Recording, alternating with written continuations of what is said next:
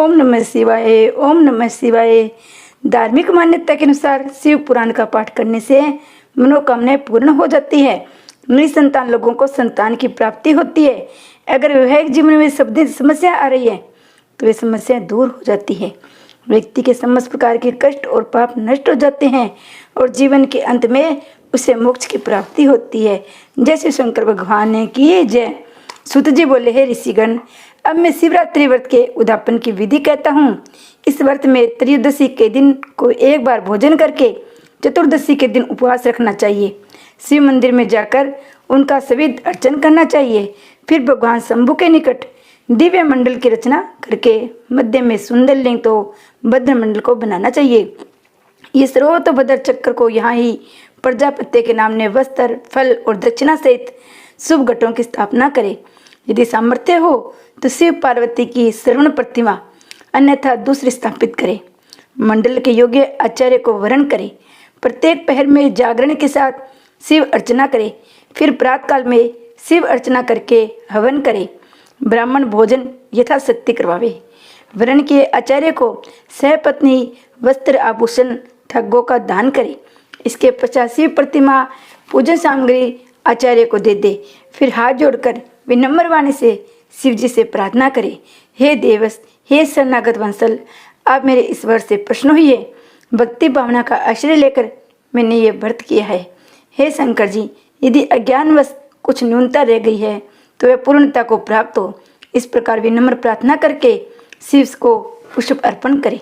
इस प्रकार किया गया यह व्रत भुक्ति मुक्ति प्रदान करता है। इसमें कुछ भी असत्य नहीं है। ऋषियों ने कहा, हे सुत जी, आप हमारे प्रति सदाचार यज्ञ आदि कहे, जिससे प्राणी लोक को देता है, और कौन से कर्म कर को स्वर्ग देने या नरक दिलाने वाले होते हैं। सुत जी बोले, हे मुनिवरों, सदाचार से युक्त विज्ञ वेदाचार वाला ब्राह्मण श्रेष्ठ है। राज्य सेवक ब्राह्मण, क्षत्रिय ब्राह्मण, कृषि वाणिज्य करने वाला वैश्य ब्राह्मण तथा स्वयं जोतने वाला शूद्र ब्राह्मण कहलाता है। परद्रोही और परनिंदक ब्राह्मण को चंडाल समझो। पृथ्वी का पालन करने वाला राजा तथा अन्य क्षत्रिय, ये क्षत्रिय और राजा के भेद कहे हैं। धनादि विक्रेता वैश्य तथा रत्नादि विक्रेता वणिक है। ब्राह्मण, क्षत्रिय तथा वैश्य की सेवा करने वाला शूद्र है। उनमें भी कृषि कर्मी, कृषक और अन्य शूद्र है। ब्रह्म मुहूर्त में चारों वर्णों को उठकर पूर्वाभिमुख होकर ध्यान करना चाहिए। रात्रि का अंत उषा काल है, उसमें आधे पैर की संधि कही गई है। उसी में ब्राह्मण को उठकर शौच आदि कर्म करने चाहिए। मन शुद्धि के लिए मिट्टी और जल का प्रयोग करें। दांतुन के लिए किसी वृक्ष के कापट का प्रयोग करें। जल देवताओं के नमस्कार मंत्र उच्चारण पूर्वक स्नान करें, तर्पण करें। सर्वक्रम में उत्तरीष धारण करें। शरीर रोगग्रस्त हो, राजा या राष्ट्र का भय हो, मार्गमन अथवा अपवित्र वस्तु का स्पर्श हो जाए तो मात्र मंत्र स्नान करें। त्रिकाल संध्या करें। मुहूर्त से पहले की गई संध्या व्यर्थ की जाती है। असमर्थ अवस्था में संध्या न करें। संध्या न करने का प्रायश्चित यह है कि नित्य के जप से अधिक गायत्री जप करें। 10 दिन तक संध्या न करने पर यह लक्ष्य जप का विधान है। यदि मास तक संध्या छूट जाए तो पुनः उपनयन संस्कार करें। सब देवताओं को एक ही जानकर अर्थ सिद्धि हेतु तृप्ति करें। ब्रह्मा और जीव की एकता देखकर ओंकार को जपे। त्रिलोकी के रचिता ब्रह्मा स्थिति करता, नारायण और संहार करता रुद्र की हम उपासना करते हैं, ऐसी भावना रखें। ज्ञानेन्द्रिय, कर्मेंद्रिय, मन की वृत्ति को वह परमात्मा भुक्ति मुक्तिदायक धर्म में प्रवृत्ति करे। इस प्रकार अर्थ विधि से ध्यान करने पर ब्रह्मा की प्राप्ति होती है। यज्ञ, प्रतिग्रह, स्वस्थता, अधीनता और क्लेश रहित वृत्ति से ही ब्राह्मण धन संग्रह करे। क्षत्रिय भुजबुल से, वैश्य कृषि और वाणिज्य से धन का संग्रह करे। ज्ञान की सिद्धि से मोक्ष, मोक्ष होने पर स्वरूप सिद्धि और उसे परमानंद की प्राप्ति होती है। हे विप्रो, ये सभी सत्संग द्वारा प्राप्त हो सकता है। गृहस्थ को धन धान्य अनेक पदार्थ दान करना कर्तव्य है। दान ग्रहण करने वाला तब से यह दान से उसके पाप का मार्जन करे, अन्यथा घोर नरक की प्राप्ति होती है। अपने धन के 3 भाग करे, एक धर्म के लिए, दूसरा वृद्धि के लिए, तीसरा भोग के लिए। निषिद्ध व्यापार से धन की वृद्धि न करे। कृषि कर्म के द्वारा उपार्जित धन का 10 पाप शुद्धि के लिए दान कर दे। बुद्धिमान का छठा अंश वाणिज्यिक वृद्धि के लिए लगाना चाहिए। याचक को यथाशक्ति दान देकर न देने पर जन्मांतर में ऋणी होना पड़ता है। प्राणियों को क्रोध करने वाली बात न कहें। दोनों संध्याओं में अग्निहोत्र करे। यदि हवन न हो तो मात्र हवन ही करे। केवल जप करे या सूर्य की वंदना करे। इस प्रकार आत्म प्राप्ति के इच्छुक सर्वदा ब्रह्मा यज्ञ करने वाले गुरु ब्राह्मण की पूजा करने वाले को स्वर्ग की प्राप्ति नहीं होती है। हे विप्रो, अग्नि में द्रव्य का हवन होना द्रव्य यज्ञ है। जब तक वह न हो तो विशेष अग्निहोत्र हो, तो वह होने पर 2 समय करे। अग्नि को वेदी या बर्तन में रखना चाहिए। सायंकाल दी जाने वाली आहुति संपत्तिदायक और प्रातकालीन आयु की वृद्धि कराने वाली कही गई है। दिन में इंद्रादि देवताओं के लिए अग्नि में हवन किया जाता है। ब्राह्मणों को देवताओं की प्रीति के लिए सदा ब्रह्मा यज्ञ करते रहना चाहिए। रविवार के स्वामी शिव, चंद्रवार की दुर्गा, मंगल के स्कंद, बुध के विष्णु, बृहस्पति के यम, शुक्र के ब्रह्मा और शनिवार के इंद्र हैं। नक्षत्र में और चक्र में प्रतिष्ठित इन चारों और स्वामियों की कल्पना उन वारों में पूजन करे, उसके अनुसार ही फल प्राप्त होता है। जिन जिन देवताओं के जो वार हैं वे उनकी प्रीति देने वाले हैं। नित्य रोग, सिर रोग, कुष्ठ रोग निवारणार्थ पूर्ण सूर्य की पूजा कर ब्राह्मण भोजन कराए। रविवार के दिन पाप शांति के निमित्त देवताओं का पूजन तथा उनके प्रिय द्रव्य निवेद करना चाहिए। स्त्रियों की तृप्ति तथा अपमृत्यु के समन के लिए शनिवार को रुद्र आदि का भजन करें। मंगल कार्य के आदि अंत में एवं जन्म नक्षत्र में ग्रस्तों को आरोग्य आदि की प्राप्ति के लिए ग्रहों की शांति करनी चाहिए। दरिद्र व्यक्तियों को तप से देवताओं का भजन करना चाहिए। धनिकों को पूजन करना श्रेष्ठ कार्य रहता है।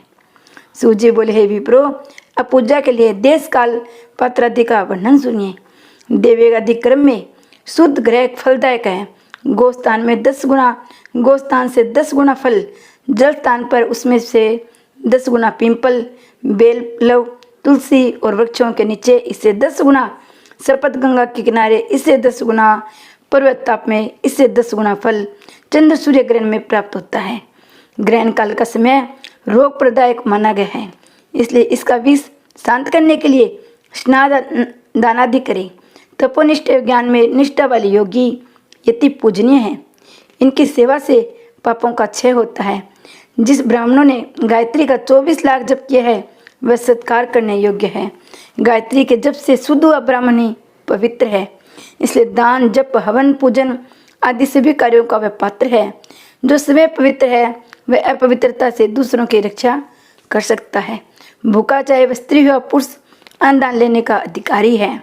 शिव नाम का बड़ा महत्व है। ऋषियों ने कहा, हे व्यास जी, शिष्य सुजी, आप में शिव नाम महात्म्य है, रुद्राक्ष महात्म्य है, भस्म धारण महात्म्य है, बताइए। सूजी बोले, हे मुनिवरों, आप धन्य हैं, पवित्र कुल के भूषण हैं, जिनके लिए विश्व में शिवजी ही परम देव हैं।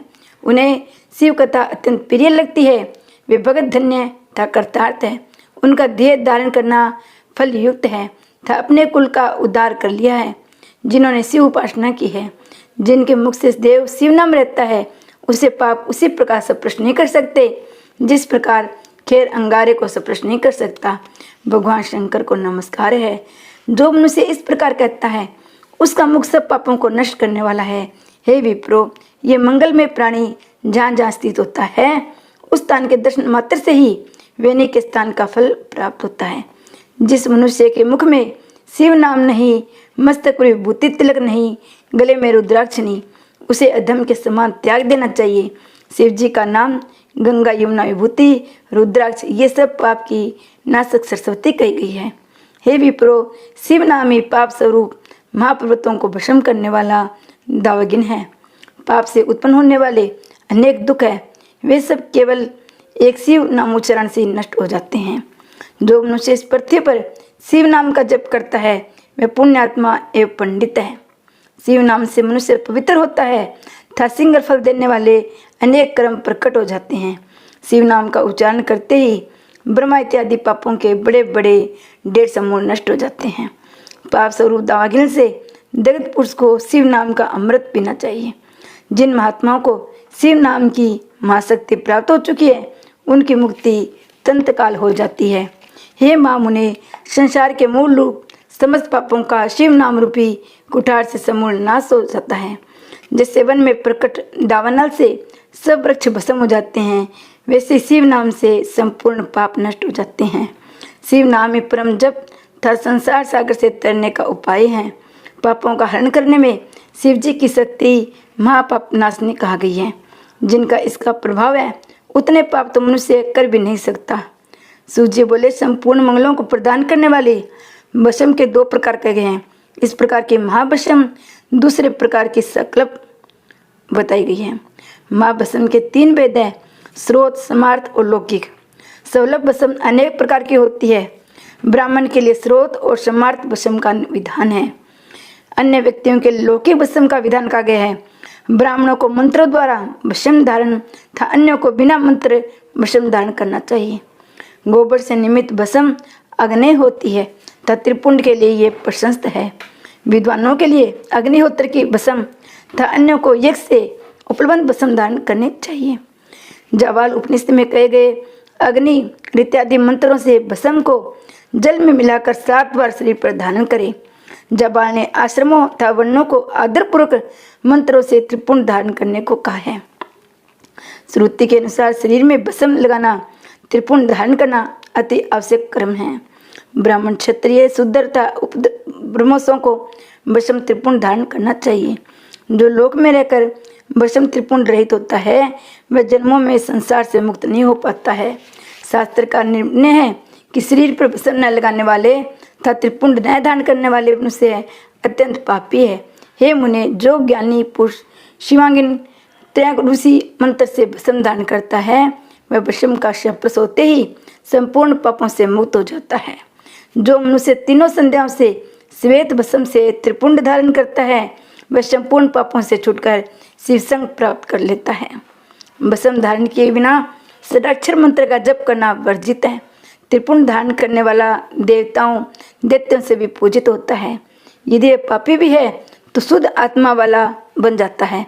अधिक कथन से क्या है, विज्ञ जनों को देव ही भस्म धारण, लिंग पूजन, षडाक्षर मंत्र का जप करना श्रेष्ठकर है। ब्रह्मा, विष्णु, रुद्र, मुनि तथा देवता भी भस्म धारण कर महात्म्य को नहीं बखान सकते।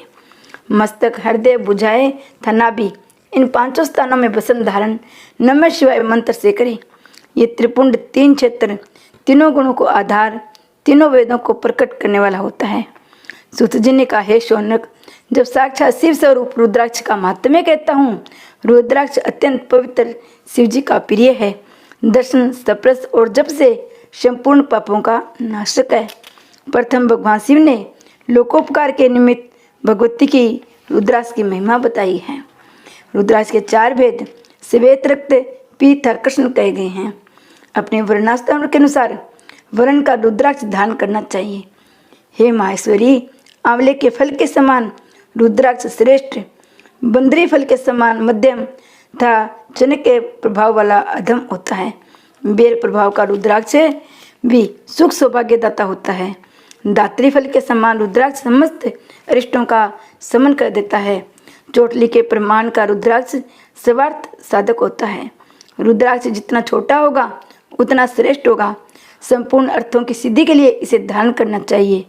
संसार में रुद्राक्ष की माला जितनी फलदायक है उतनी अन्य कोई नहीं है।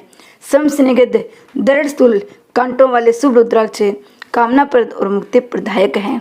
कर्मियों से खाए हुए छिन्न भिन्न कांटे था गोलाई रहित था वर्णयुक्त रुद्राक्ष त्याज्य हैं। जिस रुद्राक्ष में समय छेद हो गए हो वे उत्तम था, जिसमें छेद किया गया हो वह मध्यम है। 100 रुद्राक्ष धारण करने वाला रुद्र स्वरूप हो जाता है। 550 रुद्राक्ष धारण करने वाला पुरुष होता है। 308 रुद्राक्ष की लड़ी बनवाकर धारण करनी चाहिए। शिखा में 3, कानों में 6, कक्ष में 1, बाहों में 11, तथा कपूर और मणिबंध में इतने ही यज्ञोपवीत में 3, कटी में 5 रुद्राक्ष धारण करने वाले को स्वरूप शिव जी का सम्मान माना जाता है। इस प्रकार स्थान में ध्यान में स्थित आसन पर बैठे मनुष्य जो शिव नाम का उच्चारण करता हो कि दर्शन करने से प्राणी मुक्त हो जाता है। ये 1100 रुद्राक्ष धारण विधि है। दूसरी विधि यह है कि शिखा में 1 बार, सिर में 30, कष्ट में 50, दोनों भुजाओं में 16-16, मणिबंध में 12, स्कंद में 500, 108 का यज्ञोपवीत धारण करे। इस प्रकार 1000 रुद्राक्ष धारण करने वाला रुद्र के समान हो जाता है। उसे देवता भी नमस्कार करते हैं। शिखा में 1, मस्तक में 40, कष्ट में 32, गले में 108, दोनों कानों में 6, भुजाओं में 16-16, हाथों में 12 रुद्राक्ष धारण करने वाले भी पूजनीय है। श्री शंकर भगवान की जय। ओम नमः शिवाय, ओम नमः शिवाय, ओम नमः शिवाय।